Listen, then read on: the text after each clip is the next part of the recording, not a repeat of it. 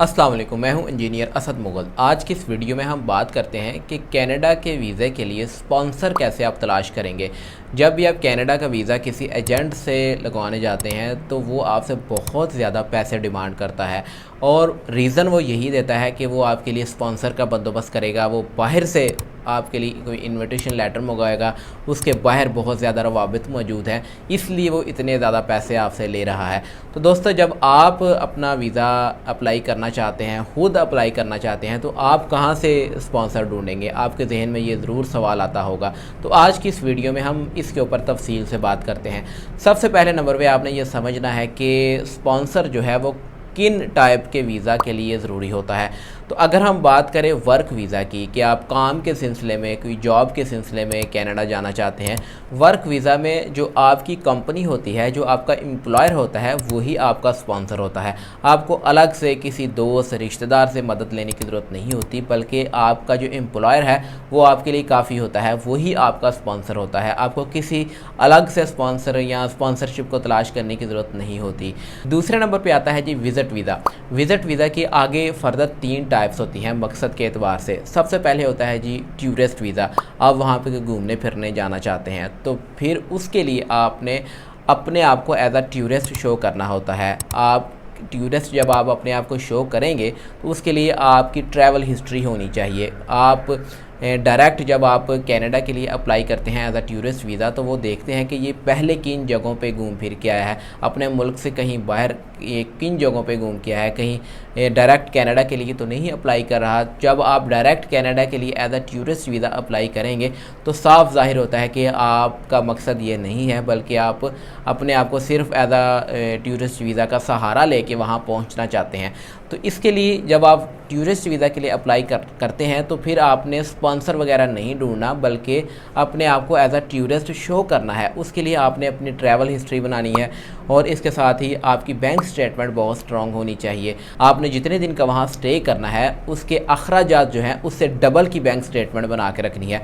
मिसाल के तौर पे अगर आपका जो ट्रैवल प्लान है उसके मुताबिक आपका 10 लाख का खर्चा होता है, तो फिर आपने अपनी जो बैंक स्टेटमेंट है वो 20 लाख की बनानी है। टूरिस्ट वीज़ा के लिए आपने इन 2 चीज़ों पे फोकस करना है, ना कि आप स्पॉन्सर ढूंढते फिरें। दूसरे नंबर पे विज़िट वीज़ा का ही पर्पज़ ये होता है कि आप वहाँ पे किसी दोस्त रिश्तेदार के पास जाना चाहते हैं, किसी को मिलना चाहते हैं, तो उसके लिए फिर आपको किसी हद तक स्पॉन्सर की ज़रूरत पड़ती है, क्योंकि आपने बताना होता है कि आप फ़लाने रिश्तेदार के पास या फ़लाने दोस्त के पास जाके रहेंगे। उसके लिए फिर आपने उस दोस्त की तरफ से इनविटेशन लेटर लेना है और साथ ही उसकी तरफ से आपने एक एफिडेविट के ऊपर ये लिखवाना होता है कि आप जब उसके पास जाएंगे तो वो आपके रहने का, खाने पीने का तमाम बंदोबस्त करेगा। तो ये एज अ स्पॉन्सर होता है या स्पॉन्सरशिप होती है। इसके लिए आपको किसी हद तक ज़रूरत होती है। इसमें भी अगर आप खुद सब कुछ बर्दाश्त करेंगे, खुद अपने तौर पर वहाँ पर रहाइश इख्तियार करेंगे, खाने पीने का आपने अपने तौर पर बंदोबस्त करना है, तो फिर आपको ज़रूरत नहीं होती। फिर आपने अपनी बैंक स्टेटमेंट स्ट्रॉन्ग बनानी है, अपने आप को स्ट्रॉन्ग फाइनेंशियली तौर पे स्ट्रॉन्ग ज़ाहिर करना होता है। बस आप उस वहाँ पे लिखेंगे कवर लेटर के अंदर, ये आपने फ़लाने दोस्त को मिलना है, किस मकसद के लिए मिलना है वो भी आप बताएंगे, या अगर कोई आपका रिश्तेदार है उसको मिलना है। मगर आप फिर वहाँ पे ये भी मेंशन करेंगे कि आपके जो वहाँ पे अखराजात होंगे खाने पीने के, रहाइश के, वो आप खुद ही बर्दाश्त करेंगे, बल्कि वो दोस्त आपका नहीं बर्दाश्त करेगा। अगर तो आप उसके ज़िम्मे डालते हैं तो फिर आपने उसकी तरफ से एफिडेविट के ऊपर लिखवाना है।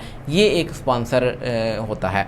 तीसरे नंबर पे होता है जी, अगर आप एज अ बिज़नेस टूर के लिए जाना चाहते हैं, आप कोई कॉन्फ्रेंस अटेंड करेंगे, कोई एग्जीबिशन आपने अटेंड करनी है, या कोई बिज़नेस एक्टिविटीज़ आपने परफॉर्म करनी है, कोई बिज़नेस सर्वे करना है, कोई मार्केटिंग वहाँ पे करनी है, उसके लिए फिर आपने अपने आप को एज अ बिज़नेसमैन शो करना होता है। आपका पाकिस्तान में अच्छा खासा कारोबार होना चाहिए।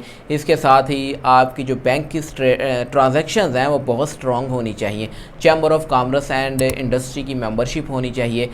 तो फिर आपका जो सारा फोकस है वो आपने स्पॉन्सर पे नहीं देना, बल्कि आपने अपने आप को बिजनेसमैन साबित करना है। वीज़ा रिजेक्ट होने की जो सबसे बड़ी वजह है वो ये है कि हम कवर लेटर के अंदर मकसद कुछ और बताते हैं और जो हमने डॉक्यूमेंट साथ लगाए होते हैं वो किसी और टाइप के होते हैं, इर्रेलेवेंट डॉक्यूमेंट्स होते हैं।